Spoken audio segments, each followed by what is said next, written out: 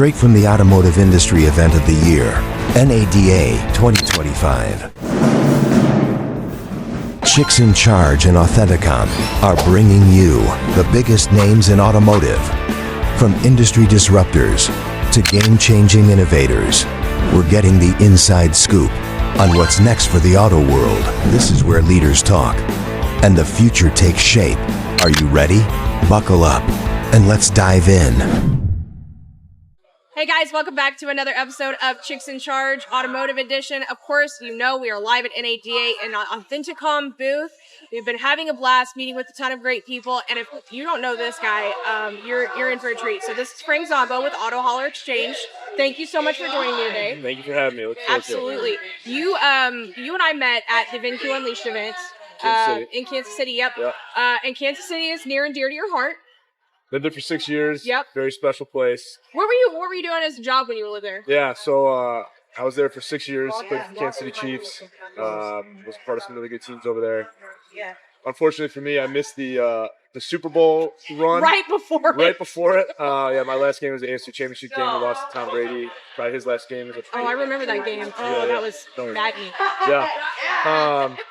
Yeah, so, but I do go back often. A lot of our dealer partners are based in Kansas City. VinQ, bunch of friends over there. So I do go out there often and I always enjoy my time back there. Yeah, it's, great part of the country. It's lively all the time, a lot of energy. I want to know, so obviously the question in everybody's mind, and this is one of the first things I asked you when I met you, how do you go from being an NFL player to working in the automotive industry? Yeah.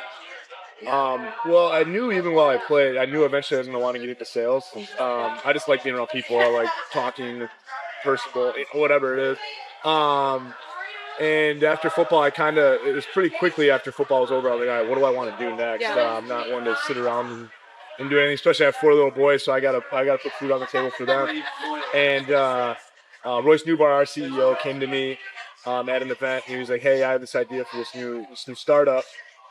He owned a brokerage for freight, produce, different things. And he's like, I have this new idea to help move vehicles more efficiently. And what do you think? What do you think? Want to learn more about it? And at the time, I really didn't have anything going on after football, so I learned more about it. And I was the second employee 2.5, 3 years ago.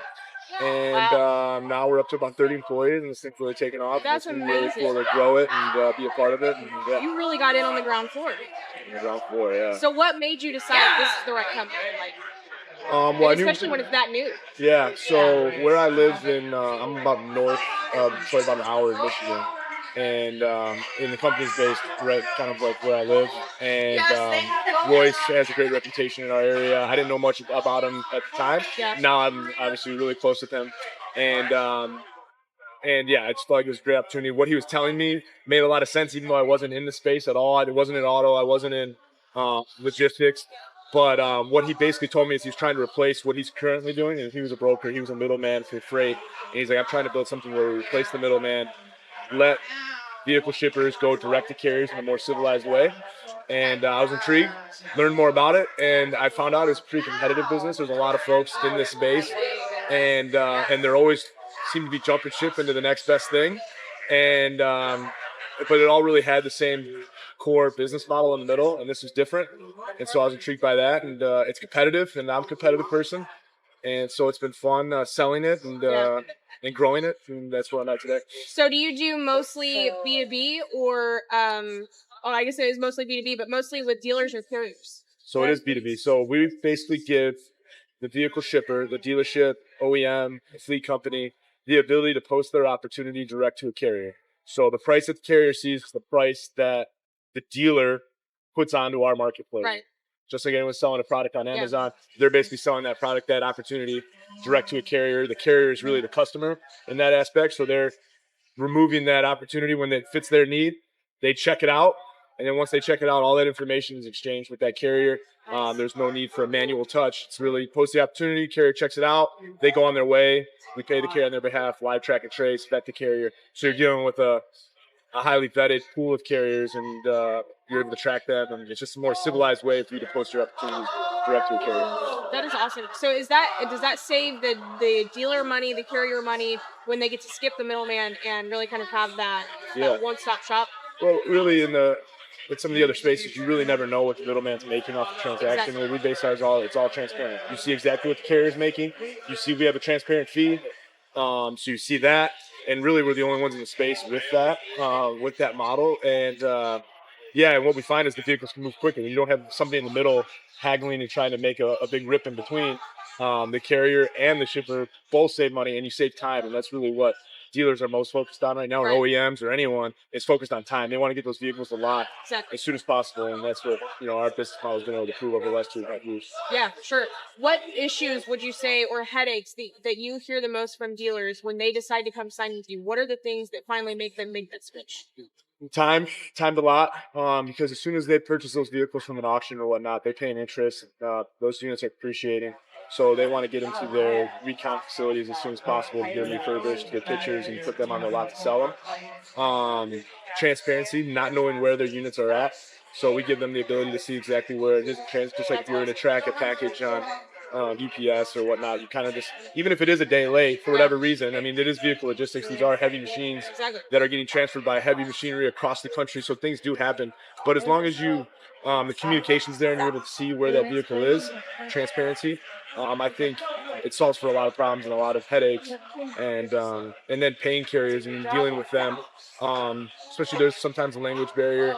So being able to solve for those kind of problems, I think, has really steered a lot of folks our way. And then once they give us a shot, they're not leaving. So it's been really cool to see that too. And they're even coming around here and going to 800%, different things. Having the dealers walk up and go, "Hey, this is really been a game changer for us. I really appreciate it.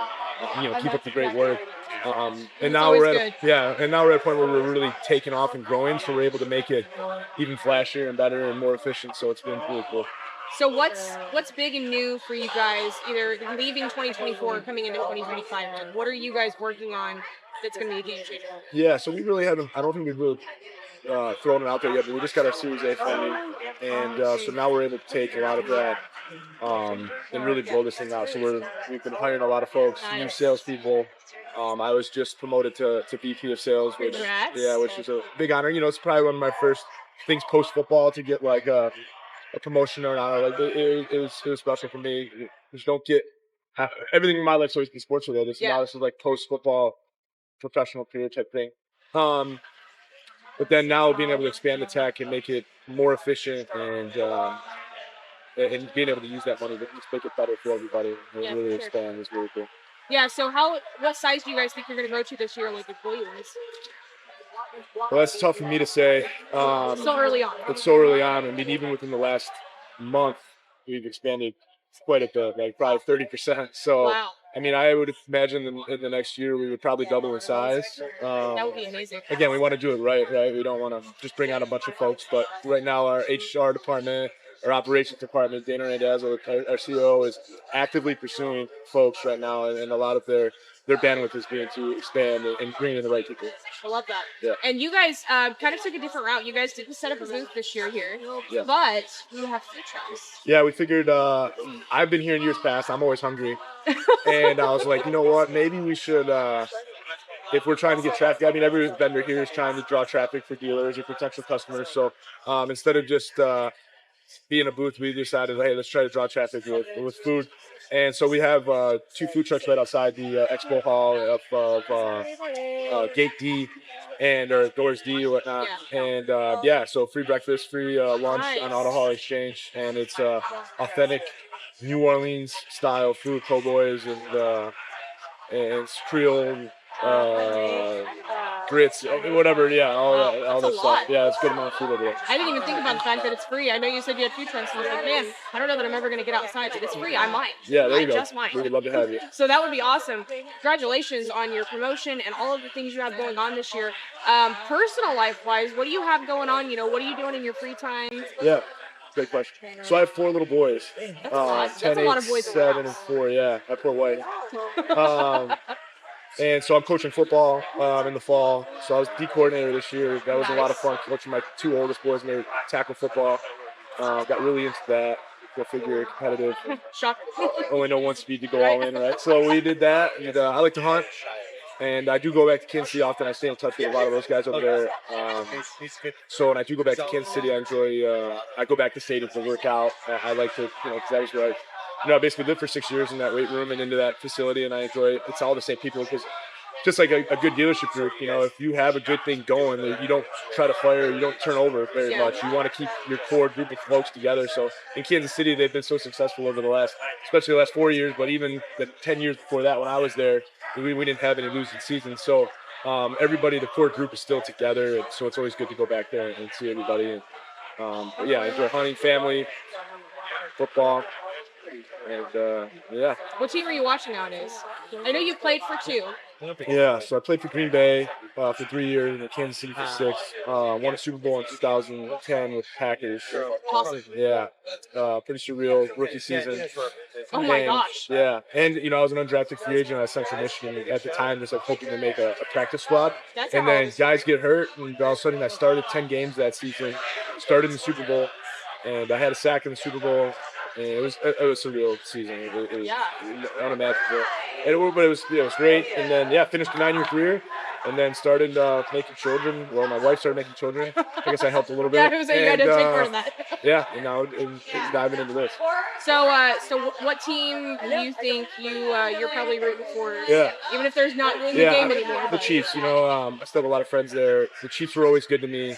I'm a pretty loyal person, so if you believed in me at some point. I'm still a Packers fan. I'm still a Chiefs fan. And the Chiefs are going for a special thing. They're going for a three-peat, which has never been done before. And so that'll be really special to see take place. And again, I just really want those guys. They were always awesome to me, so I want to see them. Are you staying here in town for the Super Bowl?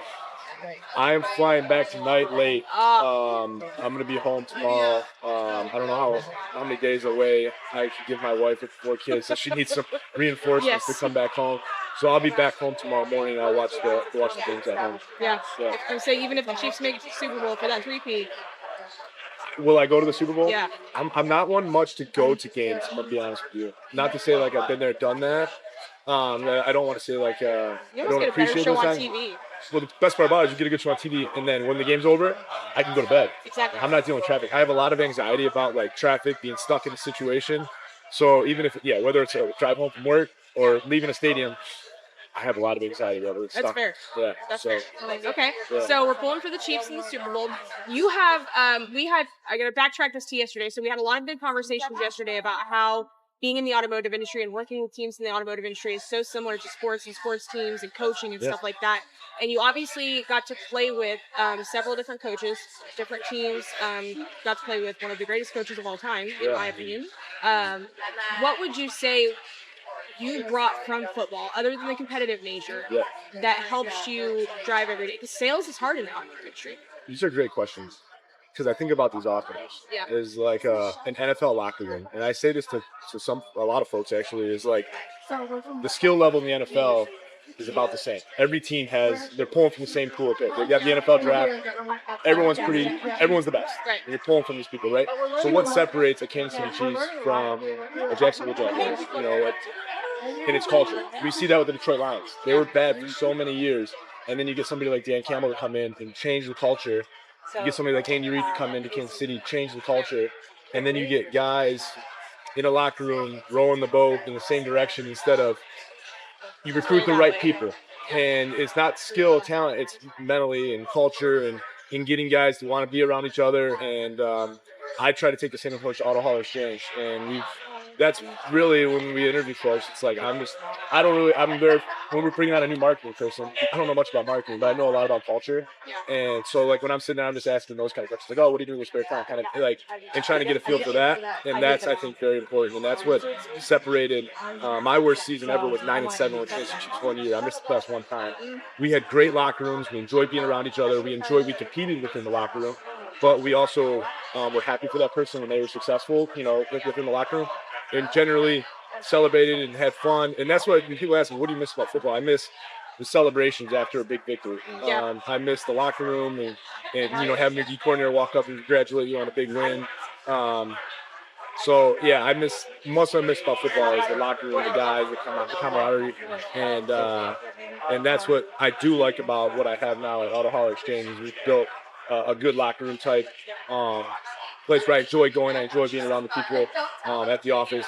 So, I mean, like you said, I think it's culture. And the same thing in the dealership world. It's when when those guys are bringing in the right people, right general managers, and that general manager is leading in the right way, and everybody is rowing the boat in that same direction, and then people generally like enjoy being around each other. I think that's when you get successful. Then once you start being successful, is keeping that group together as long as you can, because then you got the right thing going, and then when you do detect folks that are, we call them like a locker room cancer, you got to be able to get them out of there quick, because that stuff can spread, and that negative attitude of like, when somebody puts in a game plan, like someone like Andy Reid, he puts in an offensive game plan. Everyone's like, yes, this is gonna work, like, and when you believe in it, it's gonna work. Boom, again, you're rolling that ball in syndrome. But if you're someone you don't like, if a leader you don't trust, he's just not been through the ringer, or she's not been through the ringer, and you don't have that same type of trust or belief that that plan's gonna work, then you got the wrong thing going. Yeah, everyone's got to buy in. You got to have that right leader that gets to believe in the trust of the team to follow that person. I think that makes you one of the perfect people to be able to run the team that you do, and have that camaraderie with them and bring that locker room culture. And it's so apparent in anybody who talks about Automotive Exchange that you guys are just great people. I've never heard anything bad about you guys, and it shows that you really care. And that's so important in this industry. Thank you. I want to say thank you so much for coming on the show today. Finish off with one last super weird question. Yeah, it's good. And I'm just gonna pull this out of the hat right now because I did not even plan for this. Who's your favorite quarterback to play with?